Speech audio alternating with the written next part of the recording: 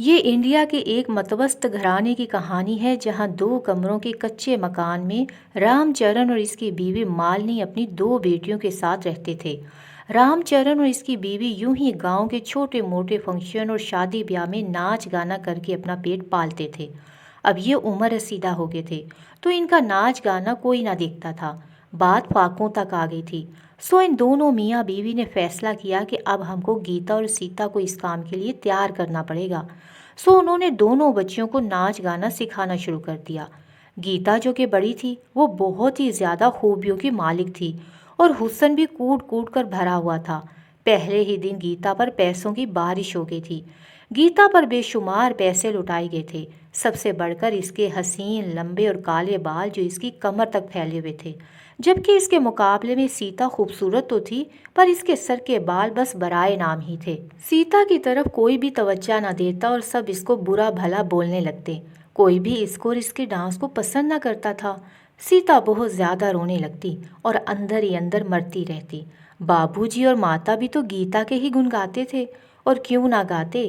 गीता बहुत ज्यादा पैसे कमाने लग गई थी और सीता तो बस एक बोझ बन के रह गई थी।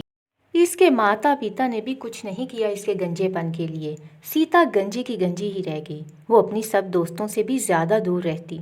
बस दिल ही दिल में वो डरती रहती कि कोई सहेली इसको गंजी बोल के इसकी बेइज्जती ना कर दे। गीता के आगे पीछे लड़के भी होते थे, जबकि सीता को तो कोई आंख भर के देखता भी नहीं था। बस जिसकी नज़र पड़ जाती वो हंसने लगता, आवाज़ें कसने लगता। फिर क्या, सीता ने घर से बाहर निकलना ही बंद कर दिया। बस घर के काम काज करती और गीता अयाशी मारती। गीता माता पिता की आंखों का तारा बन गई, पैसे जो कमाने लग गई थी। और सीता तो अब सबको चुभने लगी थी। कोई भी सीधे मुंह बात नहीं करता था। गीता इसे दिखा दिखा के अपने लंबे सिल्की बालों को संवारती रहती और सीता दिल ही दिल में बस कुढ़ती रहती। एक दिन सब नाच गाने पर गए हुए थे तो सीता घर पर अकेली थी। बाहर से एक सदा आई, किसी मांगने वाले भिखारी की। सीता रोटी देने के लिए गई तो एक बाबा थे। सीता ने इसे रोटी दी और फिर कहा, बाबा जी आप कुछ करें, मेरे लिए दुआ करें, ये मेरा गंजापन दूर हो जाए। मैं सारी जिंदगी आपके पाँव धो धो के पीऊँगी। आप कुछ करें बाबा जी, मैं इस जिंदगी से थक गई हूँ, लोगों की बातों से भी तंग आ गई हूँ। अब तो घर वाले भी मुझे एक बोझ समझते हैं। बराए मेहरबानी बाबा जी मेरे लिए कुछ करें। सीता इतना रोई कि बाबा को भी इस पे रहम आ गया। जोगी बाबा ने फिर आने का वादा किया और चला गया। सीता अब दिन गिनने लगी थी कि कब बाबा आएंगे और मेरे लिए कोई इलाज लाएंगे। इस तरह से मेरे बाल भी गीता दीदी जैसे लंबे और घने हो जाएंगे। एक दिन फिर इसे जोगी बाबा की आवाज़ सुनाई दी। वो दौड़ के बाहर निकली। बाबा जी आप कुछ लाए हैं मेरे लिए? जी लाया हूँ बेटी, मगर मैं डरता हूँ कि तुम ये भार बर्दाश्त नहीं कर पाओगी। तुम्हारे बाल तो लंबे हो जाएंगे मगर तुम इन बालों का बोझ सह नहीं पाओगी। अभी भी मैं तुमको ऐसा करने से मना करता हूँ। नहीं बाबा जी कुछ भी हो जाए, मुझे भी गीता दीदी जैसे लंबे घने और खूबसूरत बाल चाहिए। बस मैं कुछ भी करने के लिए तैयार हूँ। आप बस मुझे इलाज बताइए जिससे मेरे बाल उग आए। सीता गिड़गिड़ाने लगी तो बाबा एक बार फिर से बोले, बेटा मैं एक बार फिर से तुमको मना करता हूँ। बाल तो तुम्हारे उगाएंगे मगर तुम इन बालों का बोझ नहीं सह पाओगी। सीता पर तो एक जुनून सवार था। इसकी जान ही क्यों ना चली जाए मगर इसे लंबे बाल चाहिए थे, हर कीमत पर। इस जोगी ने अपने थैले से एक नागन की खिचड़ी निकाली और इसे गीता को दे दिया और कहा कि बहुत ही राजदारी से इसे ऐसी जगह दफन करना जहाँ लोगों का आना जाना ना हो और किसी को इस बात की भनक भी ना पड़े। और दफन करने के बाद रोज़ थोड़ा थोड़ा इसे पानी देती रहना। ठीक 40 दिन के बाद एक छोटा सा पौधा निकलेगा। फिर इसके साथ एक बीज भी पड़ेगा जो बिल्कुल नागन जैसी शक्ल का होगा। फिर इस बीज को तोड़कर तुम रोज़ इससे अपने बाल धोना, मगर एक बार फिर से सोच लेना, ये बाल तुम्हारे लिए वह बाल भी बन सकते हैं।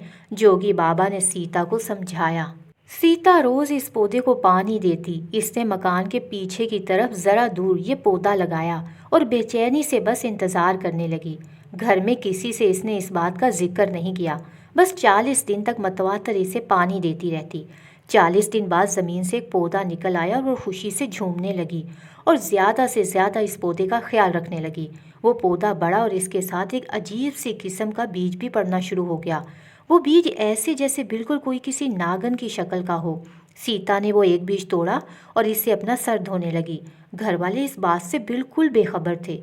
वो सुबह को जाते और शाम को थके हारे लौटते और खाना खा के सो जाते। ये अमल बस 40 दिन का था।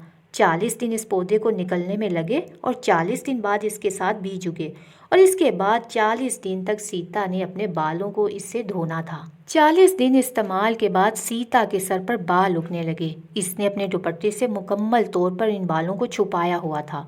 फिर क्या, देखते ही देखते इसके बाल बढ़ने लगे और कमर तक हो गए। अब वो अपने लंबे और घने बालों को अपने दुपट्टे में भी कैद न रख सकी। घर वालों ने जब देखा तो वो तो बस आशिकी हो गई इसके बालों की। ऐसी शाइनिंग आज तक किसी के बालों में ना देखी थी जो सीता के बालों में आई थी। आज पहली बार सीता बड़े गर्व के साथ डांस पार्टी में गई तो लोग इसके बालों के दीवाने ही हो गए।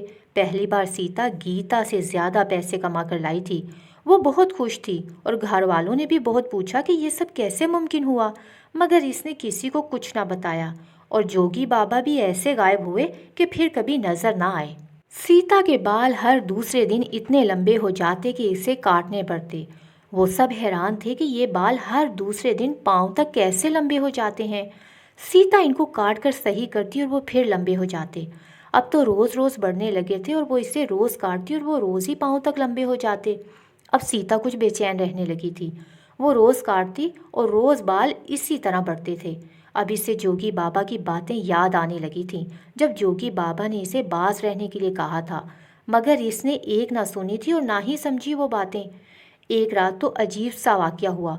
सीता गहरी नींद में सो रही थी जब इसे महसूस हुआ कि इसके जिस्म पर कुछ अजीब सी चीज़ रेंग रही हो, जैसे कोई सांप या कोई नागन इसके जिस्म के साथ लिपट रहा हो।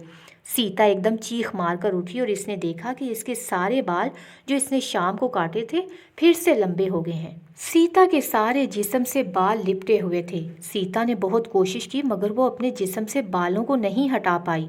फिर वो जोर से चीखी और गीता को आवाज़ें देने लगी। गीता एकदम से उठकर सीता के पास आई। इसने अजीब नज़ारा देखा। सीता के जिस्म से बाल ऐसे लिपटे हुए थे जैसे कोई सांप किसी के साथ चिमटा हो। गीता ने बहुत कोशिश की पर वो भी सीता के जिस्म से बालों को अलग ना कर पाई। वो भागकर माता पिता को लेकर आई। इसके पिता ने सीता के सारे बाल कैंची से काटकर सीता के जिस्म से अलग किए। इसके बाद तो ये रोज़ का मामूल ही बन गया। सीता शाम को अपने बाल काटती तो रात को वो फिर से लंबे होकर इसके जिस्म से लिपटे होते। आज रात तो एक और क़यामत गुजरी सीता पर।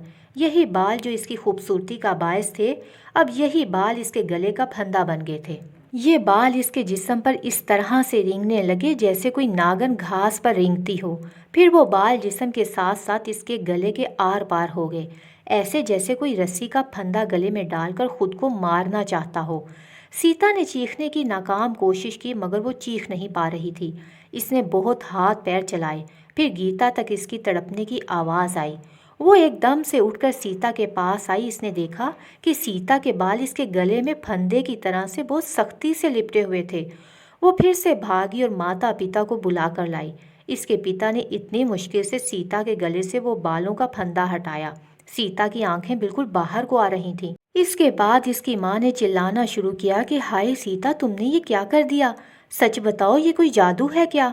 मुझे क्षमा कर दीजिए बाबूजी, मुझसे बहुत बड़ी गलती हो गई है।